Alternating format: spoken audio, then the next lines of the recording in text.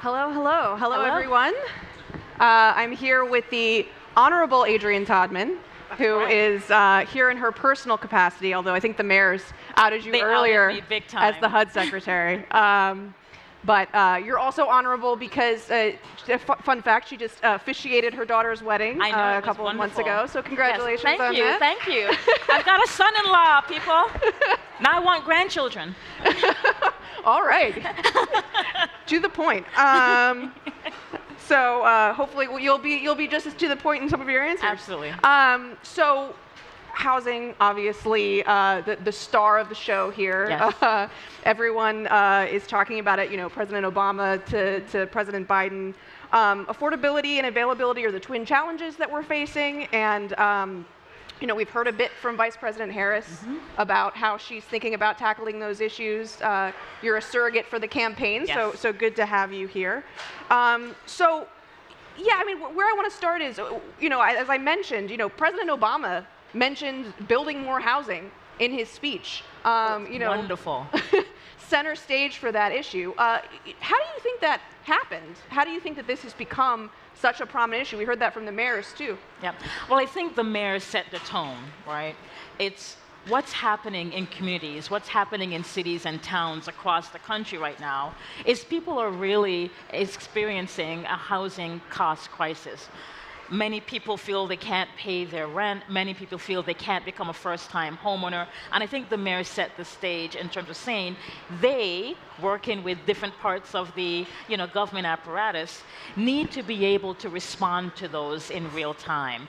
And I think all three of the mayors who are up here are doing a great job and working with different tools that we have at the state and federal level to get that done. I think having President Obama mention housing in his speech last night was phenomenal, but not unsurprising, because it is something that is polling well. It is an important issue for Americans across the country, not just in the big urban cities that were represented up here, but in rural America. It's happening there too. It may show up differently, but it's certainly occurring there as well. But it's part of what we're seeing the vice president focus on in her opportunity economy that she presented last week, which is a bold, aspirational, joyful way to look at how are we going to help Americans and how are we going to care for them, whether it's their housing costs, their child care costs, whether it is their health care costs. I think we have a candidate in this vice president for somebody who's going to be working hard for the people on the first day that she's elected. Yeah, so, you know, one of the things that you hear that comes up when it comes to housing supply is, you know, do we just need more housing, or do we need housing that's specifically directed at some of the most vulnerable communities? And it seems like the housing shortage is to the degree where, you know, the debate is sort of shifting towards, well, we also just need a lot more housing. So how do you think about, I guess, the proportions of those things? How much do we just need more housing, and how much do we need more specifically affordable housing? Well, I'll say that I'm answering this question again in my capacity, my personal capacity, and leaning in on my 2 decades of experience on housing and affordable housing issues. Here's the thing. At this point, we need housing of every level. We need housing at the, you know, for working class, middle class, but we also need housing for people who are unhoused. We over the past just 2 years, we have actually had more housing construction completions than we have in decades. And that's helped where it's occurred in places like Phoenix and other places in the Sun Belt, in Florida as well. You have seen rental prices cool, but it's really happening at the top of the market. You're not really seeing it affordable for somebody who just graduated from college, or, you know, maybe a young couple who's just trying to purchase their first home. So we need it up and down the income level. Right now, we're seeing some of those construction starts cool a little bit because of interest rates. But one of the things I like about what the vice president has really put on the table is her vision to have 3 million more units that will be up and down the income chain, but particularly at that level of affordability for families, which all the people here who love housing know that's at 30% of someone's income.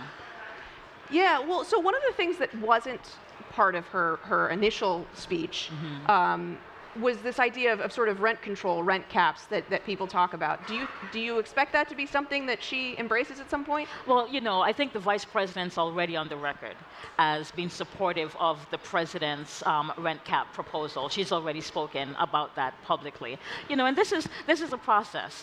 This is a campaign that tomorrow night she's going to give a big, bold vision for this country that's going to lean in on some of the things that we heard her say last week. And so I expect that there's more to come, but we also have to look at this in terms of all the different costs that are impacting the American family right now.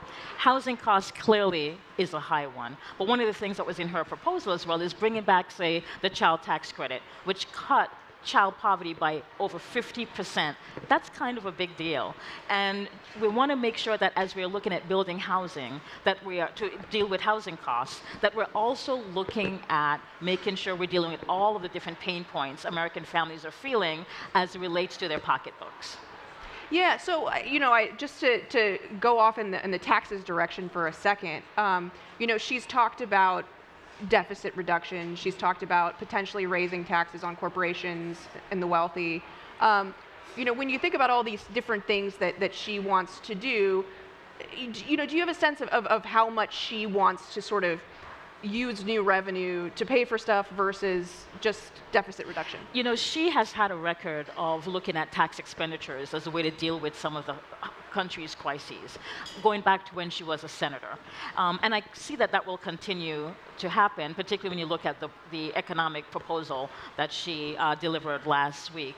And we're going to see a lot of that. And she's looking at mortgage tax credits in order to sort of kickstart and helping some folks who are in their homes right now get off of those 2 and 3% interest rates. I know that there's some folks in the audience who might not like that too much, but it's something that she's put on the table. But in addition to that, she's looking at making sure that we are helping folks with down payment, that we're helping folks with earned income tax credit. It's a very fulsome approach. So, part of the proposal is also helping people on the demand side, right? Helping first-time home buyers afford a down payment. So one of the criticisms that I'm sure you've heard plenty of is, doesn't that just make a housing shortage problem worse if you're putting more people in a position where they're looking to buy homes, and doesn't that drive up prices even more?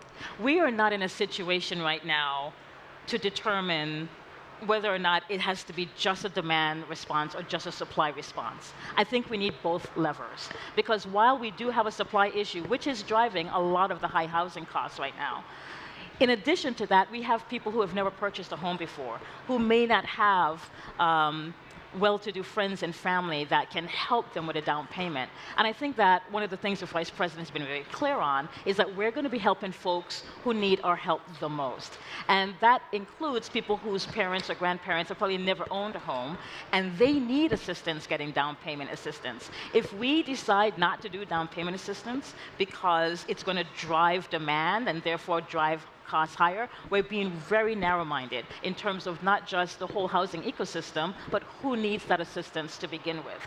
There are, we have a black-white homeownership gap right now that is the widest it has been since 1968, when discrimination was actually legal in this country. So we have a moral and economic obligation to help everybody be able to meet that, everybody be able to get the American dream and be able to create their own generational wealth. So yes, if we provide down payment assistance and we only did that, would there be an issue in terms of driving too much demand, which then increase housing costs? Absolutely. But that's not what the Vice President is proposing. She is proposing 3 million new homes, and she's proposing how do we help people that need that help the most.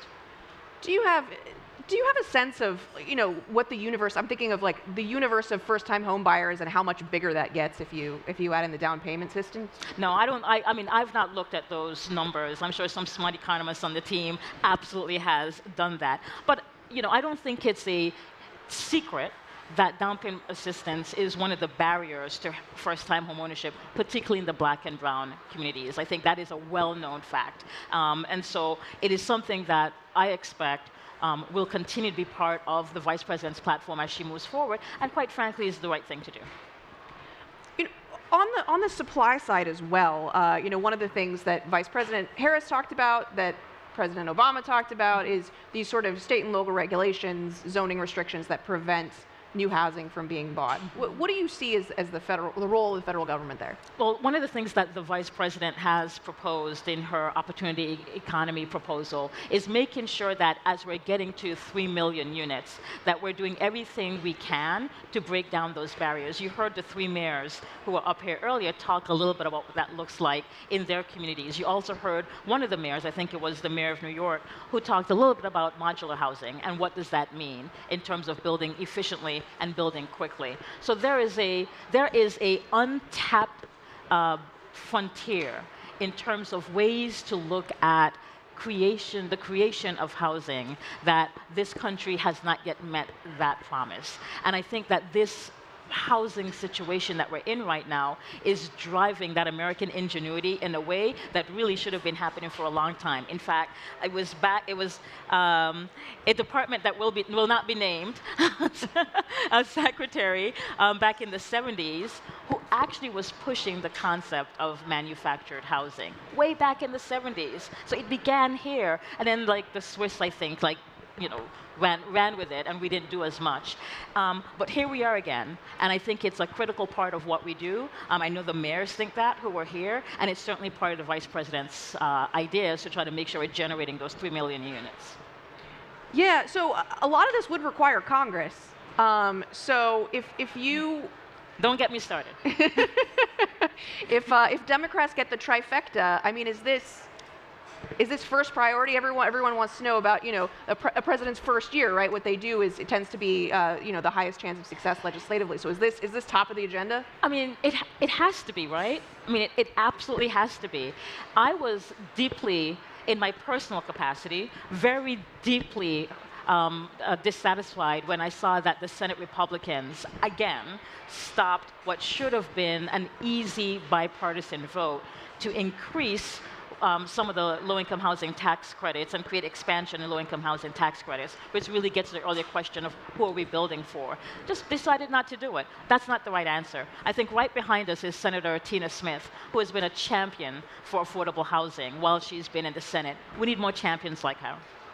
So, if you don't get the trifecta, do you think that there's still a deal to be done? I mean, it seems like housing supply itself is a bipartisan issue.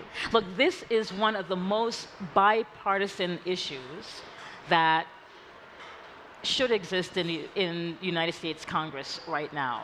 I know that there are Democrats and Republicans who have been very clearly working with each other over the course of the past several years on a package to get some of the things this country needs across the line to stimulate more production. It's been happening. It's going to continue to happen. But we need the political will to move forward with urgency. And we need to put aside some of the petty politics that's been happening about why that particular legislation won't move forward.